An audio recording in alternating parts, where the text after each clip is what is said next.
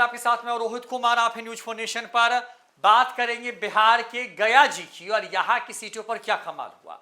Voting तो खत्म हो गई, एनडीए क्या अपने गढ़ को बचा रहा है इस बार, या फिर एनडीए के लिए यहाँ पर नुकसान वाली तस्वीरें सामने आने वाली हैं।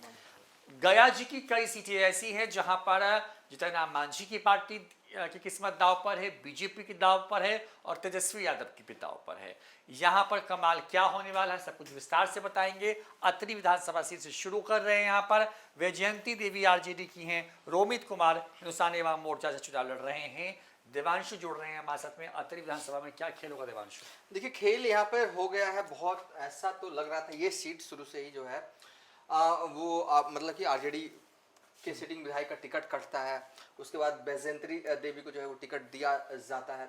सवाल यह है कि क्या आरजेडी ये सीट बचाने में कामयाब हो पाएगी। लेकिन जो जानकारी हमारे पास आई है, देखिए कांटे की लड़ाई जो है इस विधानसभा सीट पर जो है रोहित होने जा रही है और अंत तक हमें लग रहा है फाइट तगड़ी है। होने को कुछ भी हो सकता है, आरजेडी भी ये सीट जीत सकती है, हम भी जीत सकती है, लेकिन अंत तक जो है ऐसा होगा। मुझे लगता है कि इस विधानसभा सीट पर नतीजे जो है आपको आखिरी बैलेट खुलने तक का इंतजार करना पड़ेगा और अंत तक एज जो है वो हम पार्टी को आप यहाँ पर हल्का सा माइनस मतलब 1% चलिए गया सीट की बात करते हैं यहाँ पे देवांशु। और हाँ, गया सीट पे रोहित, हाँ गया सीट की बात कर रहे हैं और गया सीट पे प्रेम कुमार सरकार में मंत्री हैं, लगातार जीतने का रिकॉर्ड है इनके पास में। हम लोग 90 से जीत रहे हैं। हाँ, एक पार्टी में रहते हुए लगातार जीतने वाले मतलब हाँ, कुछ चुनिंदा लोगों में है। हाँ, और खौरी एक बीजेपी में नंदकिशोर यादव भी थे, तो वो तो इनका टिकट कट गया इस बार। और खौरी ओंकार नाथ कांग्रेस के हैं देवांशु। गया शहरी सीट है, क्या हो गया? देखिए, खेल इस बार ऐसा लग रहा था, जब वोटिंग हो रहा था ना, तो कई लोग जो इंस्टेंट लाइव फीडबैक जो हमारे पास पहुंच रहा था उसके हिसाब से नहीं इस बार दिक्कत में है, फंस जाएंगे, ये हो जाएगा। शाम तक सब खुश, सारे जो लाइव फीडबैक आ रहे थे सब खुश, सबने एक सुर में कहा कि इस बार भी प्रेम कुमार ये सीट अपनी निकालने में कामयाब हो जाएंगे। प्रेम कुमार सीट निकाल सकते हैं यहाँ पे। उसके बाद बेलागंज की बात करते हैं। बेलागंज में मनोरमा देवी पिछला उपचुनाव जीती थी 11 महीने पहले। वहां पर बहुत एफर्ट लगाया था जदयू ने, अब इस बार फिर चुनाव लड़ रही हैं। और दूसरी तरफ विश्वनाथ सिंह आरजेडी चुनाव लड़ रहे हैं। देवांशु, क्या बेलागंज में मनोरमा देवी रिपीट हो रही हैं या फिर विश्वनाथ सिंह चुनाव जीत रहे हैं? देखिए, इस बार ये साल 2024 का उपचुनाव नहीं है, साल 2025 का बिहार विधानसभा चुनाव है। बेलागंज में जो ये तय मानकर बैठे हैं, जो ये सोचकर बैठे हैं कि यहाँ पर तो जदयू को एज है, ऐसा होने नहीं जा रहा है। इस बार कहते हैं ना कि पहली बार चुनाव, हालांकि पिता के साए में ही पिछली बार भी चुनाव लड़े थे, लेकिन इस बार तगड़ी फाइट देने में जो है आरजेडी जो है वो कामयाब रही है। जीतेगा कौन ये हम नहीं कह सकते, बस हम इतना अभी लिखेंगे फाइट, बस। चलिए, फाइट वाली स्थिति है यहाँ पे देवांशु इस सीट पर। और उसके बाद अब आ रहे हैं बेलागंज के बाद इमामगंज की, जितना राम मांझी की बहू चुनाव लड़ रही है यहाँ पर और उनके खिलाफ चुनाव लड़ रही है ऋतु प्रिया चौधरी। यहाँ पे भी उपचुनाव हुआ था, दीपा मांझी जीत करके आई थी चुनाव। ऋतु प्रिया आरजेडी से हैं। पिछले बार यहाँ पे जन स्वराज ने भी बड़ा कमाल किया था, नंबर 2 पर थी, मुझे जितना ध्यान में आ रहा है आंकड़ा। हाँ। उपचुनाव में इस बार क्या लग रहा है? देखिए, इस बार भी कुछ यहाँ पर ज्यादा कहने को नहीं है। जो इनपुट हमारे पास आया है, जो सूचना जो हम तक पहुंची है, उसके हिसाब से जो है खुशखबरी जो है रोहित, पता है किन के लिए है? चलिए हम टिक मार देते हैं, आरजेडी वाले इंतजार कर रहे हैं, करें।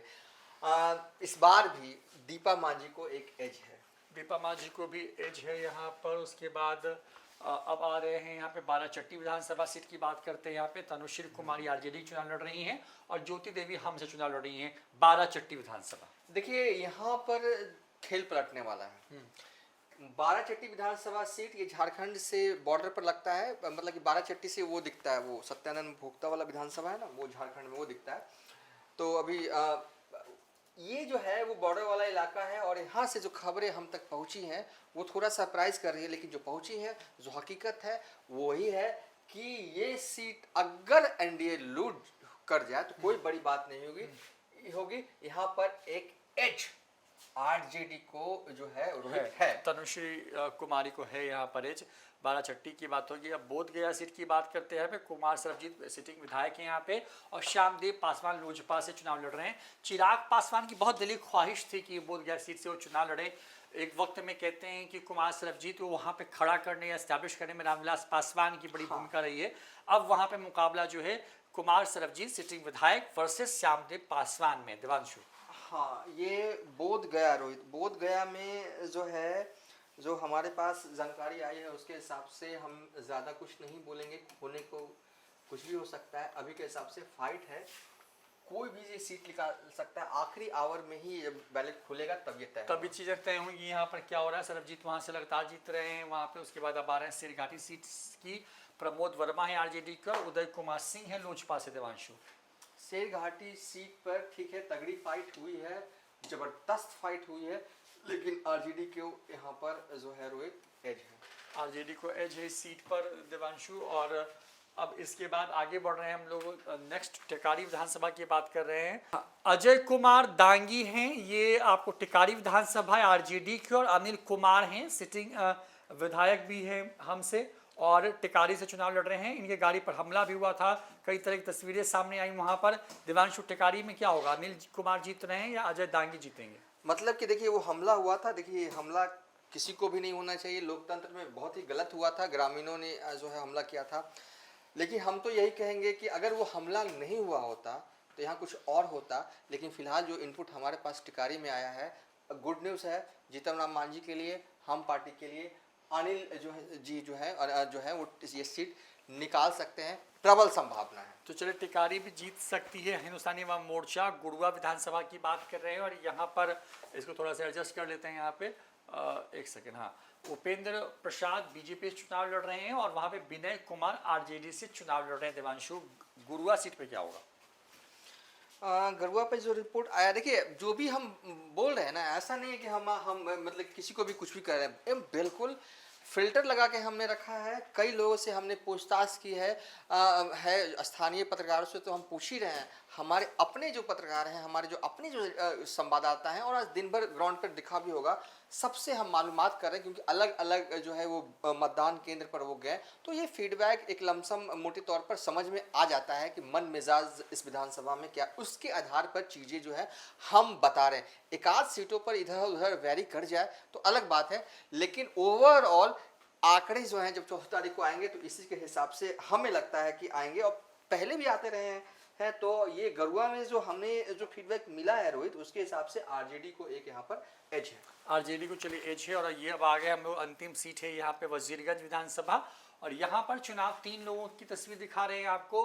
वीरेंद्र सिंह बीजेपी से हैं, चितरंजन कुमार उर्फ चिंटू भैया बसपा से हैं, और अवधेश सिंह जो है कांग्रेस से चुनाव लड़ रहे हैं। बहुत प्रयास कर रहे हैं अवधेश सिंह इस सीट पे जीतने का, वीरेंद्र सिंह भी कोशिश कर रहे हैं। खेल बन रहा है, बिगड़ रहा है चितरंजन कुमार का, क्या हो रहा है?